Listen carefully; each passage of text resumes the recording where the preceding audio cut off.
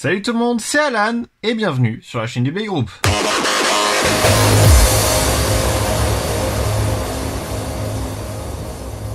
Après avoir passé 2 semaines de vacances en compagnie de ma copine, mais aussi de Ryuk Shinigami et Stardust Dragonful, à qui je fais d'ailleurs de très gros bisous, on se retrouve pour un petit unboxing un peu plus standard. On en avait déjà parlé de ce pack dans une vidéo, il y a 2 vidéos de cela, dans l'unboxing de Gravity Destroyer Attack, et aujourd'hui on l'unbox. Voici le Dual Pack Beyblade Shogun Steel, le Behemoth Golem Earth Synchrome. Avant de parler de ce pack, concentrons-nous sur la saison durant laquelle il est sorti, Beyblade Shogun Steel. C'est la 4ème saison de la 2ème génération, donc Metal Fight, et c'est un peu la moins aimée de toutes les saisons de cette génération, notamment parce qu'il y a eu beaucoup de changements, le premier étant, enfin le majeur qui va le plus nous intéresser durant cet unboxing, c'est le fait qu'il n'y avait plus de roue de fusion et d'anneaux d'énergie, mais plutôt des chrome wheels et des clear wheels. Voilà, un changement majeur qui pouvait d'ailleurs s'inverser, le métal pouvait passer au-dessus ou en dessous, mais on verra tout ça pendant l'unboxing avec la présentation de ces 2 toupies. Dans ce dual pack, on va pouvoir retrouver 2 toupies, une originale et un combo, 2 toupies qui sont intimement liées car elles représentent le même, le même élément, vu qu'on parle du Earth Synchrome 7, donc ces 2 toupies vont représenter l'élément de la Terre. Bandit Golem DF145BS et Berserker Behemoth F230TB. Ce pack de 2 Shogun Steel reprend un peu la forme de tous les autres packs Shogun Steel qu'on a eu. Il représente l'élément de la terre pour celui-là, mais il y en a aussi eu 3 autres, représentant le feu, l'eau et l'air. Et on retrouve donc en fait un combo original, donc dans notre cas Bandit Golem, et un combo composé des pièces des 2 autres toupies de cet élément. Par conséquent, là nous avons Berserker Behemoth, mais nous avons aussi F230 TB, qui viennent d'une autre toupie qui est Bandit Genbull, qui était disponible dans un random booster au Japon. Et c'est pareil du coup pour tous les autres double packs. Par exemple, si on prend le pack de l'eau, on avait Pirate Orochi et Guardian Reviser, mais l'une d'entre elles était équipée de A230 JSB, qui étaient les pièces de Pirates Killer Ken. Et puis pareil pour le pack feu avec Ifrit Salamander et des pièces de Phoenix, et le pack air avec Archer Griffin, Ronin Dragoon et des pièces de Archer Gargoyle. Regardons ce pack un peu plus en détail. Donc comme je vous disais, à gauche nous avons Bandit Golem dans une Recolor, la SS20A comme vous pouvez voir juste ici, et à droite Berserker Behemoth F230TB SS102 vu qu'il s'agit d'un combo. Le logo de Beyblade Shogun Steel en haut forcément avec le logo de nos 2 toupies que nous allons avoir dans ce pack. Le logo d'Hasbro forcément. On nous rappelle évidemment qu'elles sont compatibles avec le système Synchrome. Si on regarde sur ce côté, nous avons les 2 toupies, enfin la composition du pack en fait, les 2 toupies, les codes, les outils, les lanceurs. À l'arrière, nous allons avoir les specs des toupies.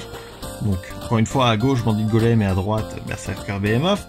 Nous voyons que Golem est une toupie de défense, alors que Behemoth serait plus une toupie d'endurance. On nous rappelle évidemment encore une fois le système Synchrome qui a été le gimmick majeur de cette saison. Et puis pas mal d'informations encore une fois par rapport à Hasbro, comment utiliser les toupies, et comment fonctionne le site, etc. A noter que du coup les Chrome Wheels sous Hasbro s'appellent des roues du guerrier et que les Clear Wheels s'appellent des roues élémentaires, donc par rapport à l'élément dont on parlait tout à l'heure. De ce côté-là, juste une petite appellation, les D-Trip, comme d'habitude, les D-Trip c'est un peu le hyper vitesse américain. Puis en dessous pas grand chose, un code barre, un logo d'Hasbro et les infos. On peut voir que ce pack est sorti en 2013 et puis d'après le Wikia, plus tard que ce que je pensais, on va dire, vu que c'est en automne-hiver 2013 qui est sorti. Je pensais qu'il serait sorti un peu plus tôt, genre été, je sais pas. Enfin bref, encore une fois aussi, j'oubliais, on nous rappelle le site BeyBladeBattles.com juste ici. Paix à son âme d'ailleurs, très bon site internet. Et puis, après avoir bien regardé le paquet, je vous propose de l'ouvrir.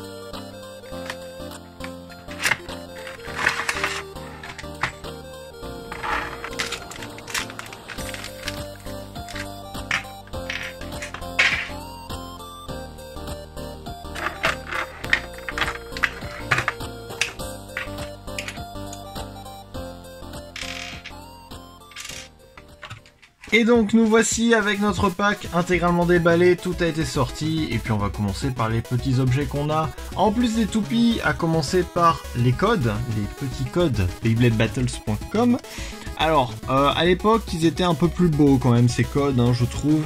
Enfin je veux dire avant ceux qui sont sortis ici, vu que là on a juste des petites cartes avec le code à l'arrière, je vous laisse le regarder. Dans tous les cas ils ne sont plus valides. Mais avant je trouvais que c'était mieux parce que avant Metal Fury, parce que c'est dans Metal Fury la première fois qu'on a eu des codes sous ce format carte. Parce qu'avant on avait des petits dépliants avec l'intégralité des pièces décrites dedans. Et alors que là voilà c'est juste des cartes vraiment on va dire standard où on a des photos des toupies dessus et le code à l'arrière. Après c'est bon à jeter. Et ça sert plus à grand chose, mais bon, ça ce n'est que mon avis personnel. Ensuite nous avons le manuel d'utilisation qui encore une fois nous rappelle comment on peut, de quoi est composé notre pack, hein. On va retrouver les deux toupies juste ici, les avertissements standards, et puis si on regarde de l'autre côté on va voir comment ça marche, comment monter une toupie, comment la lancer, etc., etc., comment faire le synchrome juste ici, d'ailleurs nous avons un synchrome assez bizarre. Ah non, ils ont montré le synchrome en fait mais avec Ifrit et Salamander juste ici, bon pourquoi pas. Ouais, on nous explique comment faire, etc., etc. Et de toujours utiliser les toupies dans un base stadium. Enfin bref, tout ce qu'on a eu dans les notices Hasbro depuis le départ. On va aussi retrouver une petite notice qu'on ne va pas voir parce que c'est juste les avertissements d'Hasbro pour nous dire attention, n'achetez pas ça, enfin si vous avez des problèmes, appelez-nous. On va plutôt se concentrer sur les Light Launcher, qui sont toujours les mêmes hein, depuis ce qu'on a eu dans Metal Fusion. Donc un lanceur bordeaux, un lanceur orange, tous les deux à rotation droite avec leurs petites crémaillères qui vont avec. Rien d'exceptionnel, hein, c'est pas les meilleurs lanceurs au monde, vraiment. Si vous voulez lancer vos toupies, utilisez un bon vieux string launcher. Voire même encore mieux, prenez un rev up. Et comment oublier aussi nos petites clés de serrage, hein, ce qu'on a dans chaque starter Hasbro depuis le début, et même peut-être les boosters, je ne suis pas sûr. Mais dans tous les cas, voilà, on a toujours ces petites clés qui sont pareilles, toujours les mêmes depuis Metal Fusion, qui nous permettent de démonter et remonter notre toupie à l'infini. Allez, continuons cet unboxing avec les toupies cette fois-ci. Et on va commencer par Bandit Golem. Voici son boulon. Alors, on appelle ça des Stoneface hein, sous Takara, mais je pense que Hasbro a gardé l'appellation boulon pour Shogun Steel. Alors, personnellement, je suis pas fan de ces boulons. Je préfère largement ceux qu'on a eu sous 0G. Déjà parce que sous 0G, ils avaient plus un aspect diamanté. Hein. Là, on a des creux de chaque côté. L'autocollant a été posé par Hasbro, ce qui fait que c'est pour ça qu'il n'est pas droit sur ma toupie. Et évidemment, nous avons des boulons un peu plus longs aussi pour laisser de l'espace pour loger la Chrome Wheel et la Crystal Wheel. Enfin bref, un petit boulon standard qui peut un peu faire mal aux doigts si on la récupère à pleine vitesse avec ses bords et surtout avec un sticker mal posé. Mais c'est pas grave, c'est les risques du métier on va dire. Ensuite en toute verte nous allons retrouver Golem qui donc représente eh bien tout simplement un golem. Alors c'est une roue de fusion, une Chrome Wheel peinte. On peut retrouver le visage du golem juste ici. Je suis sûr que sous Takara il y avait des autocollants pour cette partie-là. Hein. Dites-le moi dans les commentaires si j'ai raison ou pas sur ce point-là, parce que je ne suis plus sûr du tout. On retrouve évidemment encore une fois une caractéristique propre à Shogun Steel / 0G. Deux caractéristiques même, le petit trou pour laisser passer la petite excroissance qu'on va retrouver sur les Clear Wheel, et une roue de fusion pas forcément symétrique, voire pas symétrique du tout.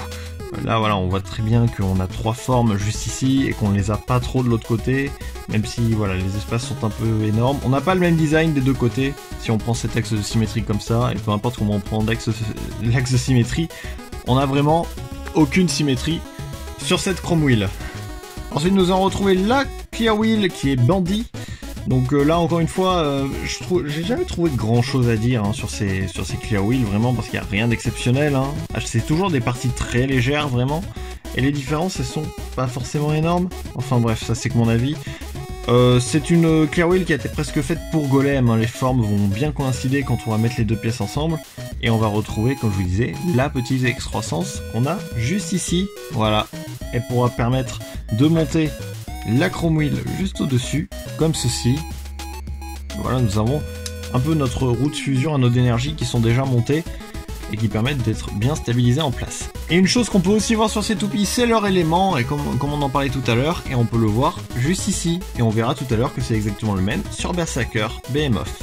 Ensuite on va retrouver DF145 qui est un axe de rotation qu'on connaît déjà depuis longtemps, hein, vu qu'il est sorti pour la première fois sur Libra, Pre-Hybrid Wheel ou Dark Wolf, une des deux. Moi je sais que j'ai découvert avec Dark Wolf, mais je crois que oui, sur Libra Pre-Hybrid Wheel il y était déjà, et même sur Virgo je crois. Enfin bref, on retrouve un axe avec 4 petites ailes qui permettent de plaquer la toupie au sol. Normalement c'est pour procurer plus d'endurance, mais comme on est sous Shogun Steel 0G, eh bien en fait les pièces défense et endurance ont un peu troqué leur utilité, notamment avec les nouveaux stadiums 0G qu'il y a eu. On fera le test d'ailleurs de ces toupies dans le stadium 0G. Et ce qui fait que les pièces d'endurance se retrouvent plus pour la défense, alors que les pièces de défense se retrouvent pour l'endurance. C'est assez bizarre, mais c'est comme ça. Et ensuite on retrouve la pointe qui est BS pour Ball Sharp. Là c'est pareil, encore une fois une pièce qu'on a déjà vue depuis longtemps, qui allait souvent avec DF145 d'ailleurs. Là aussi vue sur Libra, entre autres, et Thunder Libra aussi du coup. Bon, une petite pointe standard que moi perso j'aime beaucoup en endurance, qui dure beaucoup, enfin qui permet aux toupies de durer très longtemps avec cette pointe. Donc si jamais vous l'avez, je vous conseille de faire vos meilleurs combos d'endurance avec. Allez, montons cette toupie en première pour voir ce que ça donne quand elle est entière.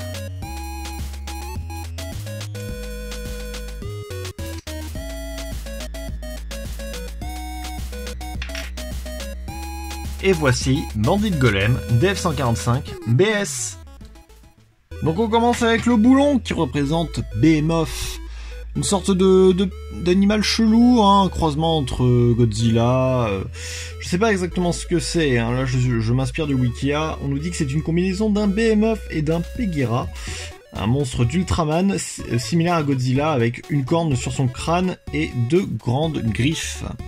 D'accord, donc j'aurais pu penser que voilà, la corne ça aurait été un de ces deux choses que l'on voit ici, mais je ne suis pas sûr. Enfin en tout cas, il faut avoir l'esprit dans l'animé pour se dire que c'est un animal assez menaçant quand même. Ensuite nous allons avoir la Chrome Wheel qui est Behemoth. Alors là on voit bien le monstre, par contre cette fois-ci on voit bien son visage juste ici, sa mâchoire qui vient de chaque côté du centre de la toupie. On peut voir les dents ici et ici, et les 2 grosses dents dont on parlait plus tôt, elles sont juste là. C'est vraiment une roue menaçante et assez symétrique comparé à Golem, avec un trou aussi un peu différent de ce qu'on a sur les toupies normalement, alors que sur presque toutes les 0G et Shogun Steel on va avoir un trou complet pour laisser passer la petite excroissance de la Crystal Wheel. Là nous allons avoir qu'un tout petit trou qui représente l'œil de notre monstre. Et en parlant de Crystal Wheel, voici Berserker. Donc là encore une fois un design assez symétrique qui va bien se fondre sur Behemoth. On peut voir pas trop à la caméra, mais on le voit bien en vrai qu'il y a des chaînes de chaque côté, et les petites boules là on dirait des sortes de rochers, je sais pas. Et encore une fois on retrouve l'élément terre de cette toupie, comme on parlait pour Golem tout à l'heure. Ensuite on va retrouver l'axe de rotation qui est F230, et pour vous le résumer rapidement en fait c'est un peu un axe de rotation standard 230 couplé au système de bearing drive qu'on avait eu sur Phantom Orion. En fait c'est un axe de rotation 230, donc déjà assez haut, hein, c'est le plus haut qu'on peut avoir dans Metal Fight, mais avec une petite partie qui tourne au bout. Donc c'est toujours mieux pour l'endurance et ça peut être utilisé dans pas mal de combos. Notamment on en parlait avec Ryuk, faire un F230 CF, apparemment c'est très bon, donc j'essaierai à l'occasion avec mes propres combinaisons. Et on va ensuite retrouver la pointe de performance qui est TB pour Twin Ball, et en fait pour vous résumer simplement c'est un peu une double pointe, hein, c'est un peu bizarre. On va retrouver une pointe juste ici, une toute petite pointe du même diamètre que la pointe B, donc standard, avec une plus grosse sphère juste en dessous. Voilà, la petite mise au point pour que vous puissiez bien voir. C'est original, je ne vois pas trop si ça fait une très grosse différence avec la pointe B standard, mais il faut essayer ça en combo, et surtout sur la toupie originale, pour voir ce que ça donne. Et voici donc Berserker Behemoth F230 TB. Au final, on se retrouve avec 2 bonnes toupies hein, qui utilisent des pièces qui sont pas forcément communes, hein, notamment la Berserker Behemoth F230 TB qui, encore une fois, était disponible en starter Hasbro, mais seulement en random booster chez Takara. Donc pas mal, une bonne addition hein, à ma collection, encore une fois, pour des 0G, hein, surtout que voilà, 0G c'est la saison pour laquelle j'ai moins de toupies, c'est ma 2e et 3e Shogun Steel Hasbro depuis le début de ma carrière de blader, on va dire.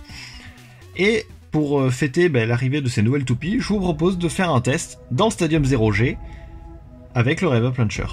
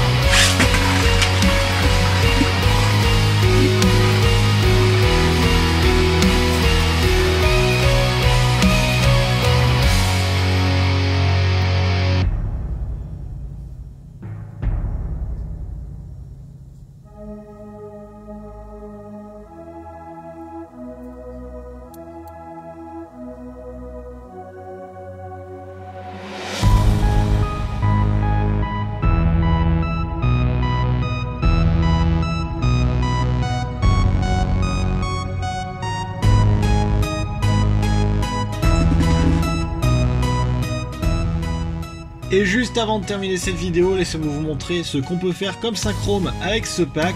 Je vous présente Golem Behemoth F230TB et c'est quand même un gros bébé bien constitué de métal. On obtient une toupie qui est presque 2 fois plus lourde qu'une toupie Shogun Steel standard.